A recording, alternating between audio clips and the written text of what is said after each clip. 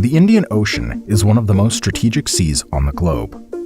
So much so that Alfred Mahan, perhaps the United States' most influential strategic thinker, famously declared that whoever controls the Indian Ocean will dominate Asia. This is because the Indian Ocean connects 5 continents: Africa, Antarctica, Asia, Oceania, and Europe. A significant portion of the world's busiest sea lines of communication, SLOCs in short, pass through the Indian Ocean. These SLOCs not only facilitate the movement of warships from one theater to another, but they also enable the navigation of commercial vessels that transport the appliances we use daily and the energy sources that power them. In fact, chances are that this very video is being streamed through an underwater internet cable laid beneath one of these SLOCs. India occupies a strategic position on the Indian Ocean region, IOR, as it sits between its main bottlenecks. To the west, the Straits of Hormuz and Bab el-Mandeb are essential for the trade of oil products and merchandise. To the south, between the Lakshadweep and Maldives archipelagos, lies the so-called 8-degree channel, which serves as a bottleneck for SLOCs connecting Europe, Africa, the Middle East, and Asia.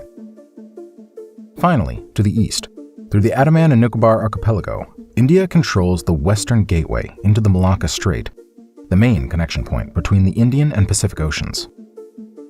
This last one is of particular importance in the possible confrontation between the US and China.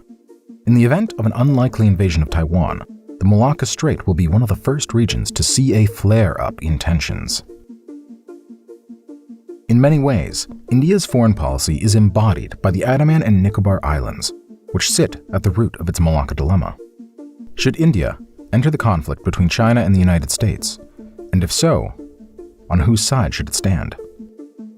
As we'll see further in the video, India's strategic location in the IOR, coupled with its control of the Malacca Strait, gives it the potential to shape the geopolitical landscape of their region. If, on the surface, it appears that New Delhi is attempting to maintain a neutral position between 2 contenders, joining the Quad against China, while supporting Mauritius's claims over Diego Garcia against the US. In reality, however, India is quite pragmatic in deciding which side to take. But to understand India's role, we first need to understand the importance of these islands for both China and the US, especially in view of a possible confrontation. There are 3 main factors that explain why these islands are so strategic for both countries: trade, oil product supplies, and force projection. From Japan to China, the majority of Asia's economies are dependent on sea trade. The World Bank estimate that for China and Japan, trade accounts for 37% of their GDP, and for Korea, that spikes up to 80%. The lion's share of this traffic hinges on navigation through the Malacca Strait. 50% of global and 40% of China's sea trade steam through the Malacca Strait each year. This reliance is even greater for oil and gas imports, which are essential in the energy production and transportation sectors. About 60% of Beijing's total crude oil consumption pass through the Malacca or Sunda Straits. Similarly, South Korea and Japan import close to 80 and 90%, respectively, of crude oil from the west of the Malacca Strait. The US also depends on the Malacca Strait. If Beijing relies on this choke point for its own economy and energy supplies, Washington needs the Malacca Strait transit to supply its allies in the region. In the last decade, the United States has become the world's top oil and gas producer, thanks to the economization of shale deposits. This means that US allies in the region now depend on US oil. South Korea and Taiwan import around 12 and 16% of crude oil from the US, while Japan imports 16.3% of gas.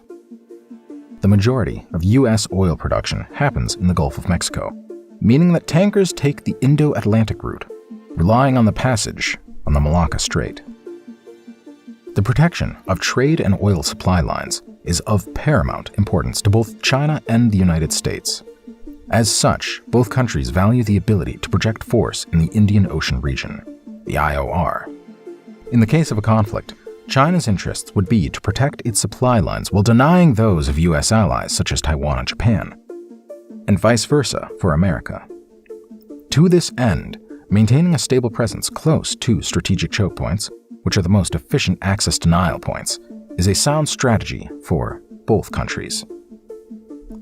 On one side, Washington has the widest network of overseas bases in the world. In the Indian Ocean region alone, it has bases in close proximity to almost all of the critical bottlenecks. The Fifth Fleet home port in Bahrain, sitting close to the Hormuz Strait.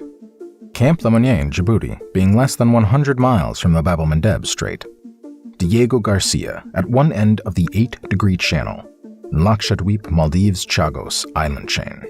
And Chani, base in Singapore right in front of the narrowest point in the Malacca Strait. U.S. allies also control other choke points, such as Australia's Keelings Islands, which increase maritime awareness in the southwestern part of the Indonesian Straits. Like the U.S., China is developing a network of overseas bases in the Indo-Pacific, referred to as strategic strongpoints. In 2017, the PLA created its first logistical base in Djibouti, which became fully operational in late March 2022, hosting the first port call of a planned supply vessel. Other overseas bases are being discussed with a focus on sub-Saharan Africa, the Middle East, the Indian Ocean region, and Southeast Asia. The most likely candidate is the Ream Naval Base in Cambodia, which is situated 640 miles from the Malacca Strait, around half the distance from the Hainan Island, where the majority of the planned Southern Fleet is headquartered. From a Chinese perspective, it is important to maintain its supplies passing through the Malacca Strait, while potentially disrupting those bound for Taiwan and Japan. From Washington's standpoint, the Malacca Strait is a strategic point in the event of a confrontation with China. In the case of an invasion on Taiwan, they could easily disrupt 60% of Chinese crude oil consumption. So why is India so important in all of this? Geographically speaking, India's Andaman and Nicobar archipelagos form a barrier between the Andaman Sea and the Indian Ocean, effectively holding the keys to the Malacca Strait's western entrance. Comprising of 572 islands with only 5% of them inhabited, these stretch for 850 kilometers from north to south, forming a maritime border with Myanmar, Thailand, and Indonesia. Strategically speaking, they act as a lid on the Malacca pot. In fact, there are only 3 international water and airspace corridors out of the Andaman Sea. The largest is the so-called 6th-degree channel, to the south, spanning less than 100 miles between Indira Point, India's southernmost land, and Rondo Island, north of the troubled Aceh province, in the northern part of the Indonesian island of Sumatra. This is the main corridor through which pass the majority of sloughs connecting Asia with Africa, Europe, and the Middle East. The other 2 passages to the north form the so-called Prepres Channel, which is a shallower access point into the Andaman Sea, with an average depth of around 250 meters. The first corridor is about 30 miles across and lies between Myanmar's Koko and Prepres Islands, while the second one, between Prepres and the southern mainland Myanmar, measures around 83 miles. And, by the way, let me open a quick parenthesis here. This strategic location is also one of the reasons why the proposed Kra Canal project through Thailand would only be a partial solution to the Chinese Malacca dilemma, as the Nicobar and Andaman Islands could still create a potential blockade.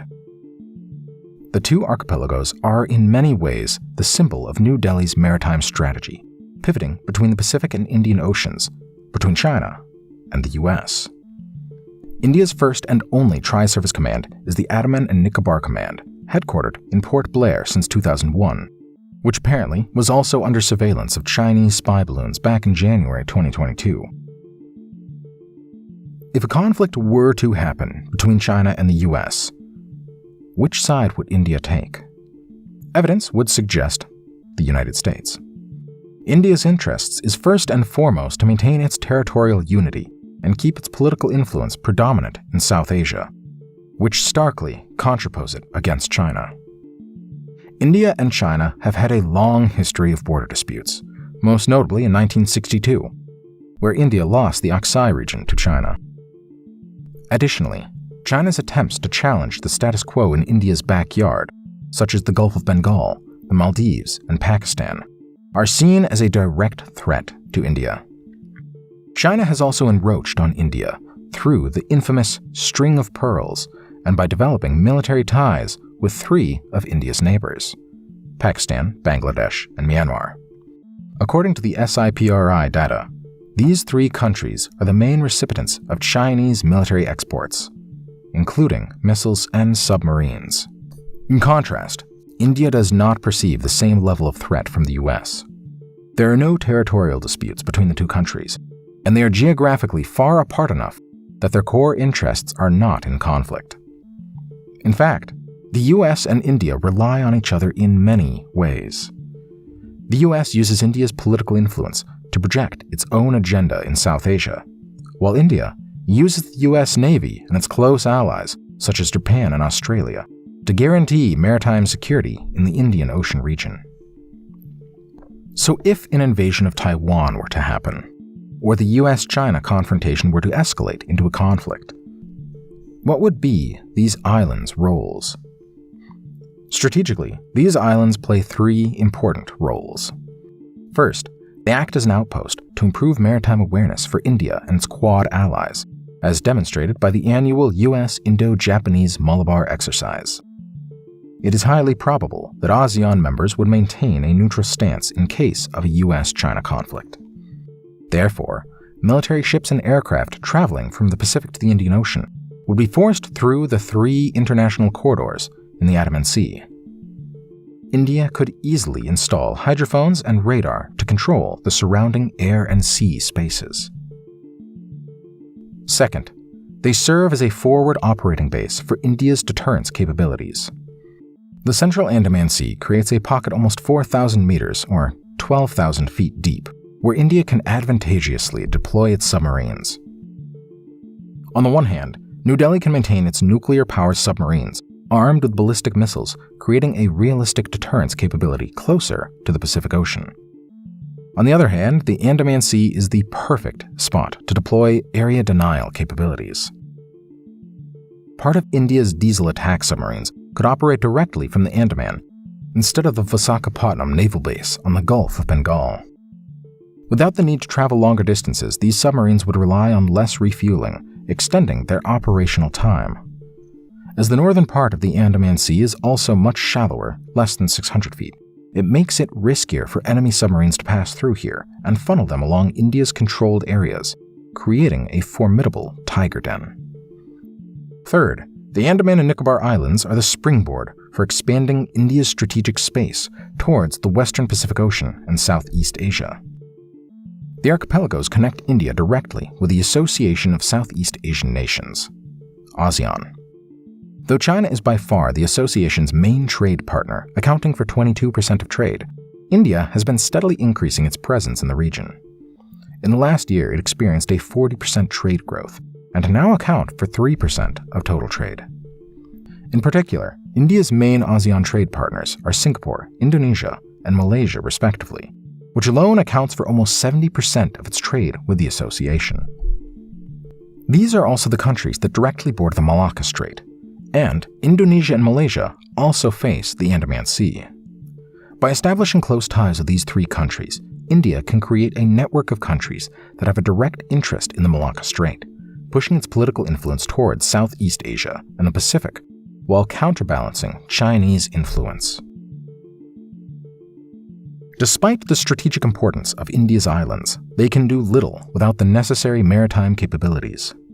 India's navy has faced budgetary issues for a long time, and border disputes with China and Pakistan have been a major drain on the country's financial resources. In 2021, the Indian Army consumed around 55% of the defense budget, followed by the Air Force at 22%, and the Navy at 15%. In comparison, the United States allocates 23% of its defense budget to the Army, 28% to the Air Force, and 30% to the Navy, with the remaining 18% spread across other services. Since the late 1990s, India has been making a concerted effort to transform its navy from a brown and blue water force driven by the vision of former Prime Ministers Atal Bihari Vajpayee and Manmohan Singh, as well as former Admiral Arun Prakash.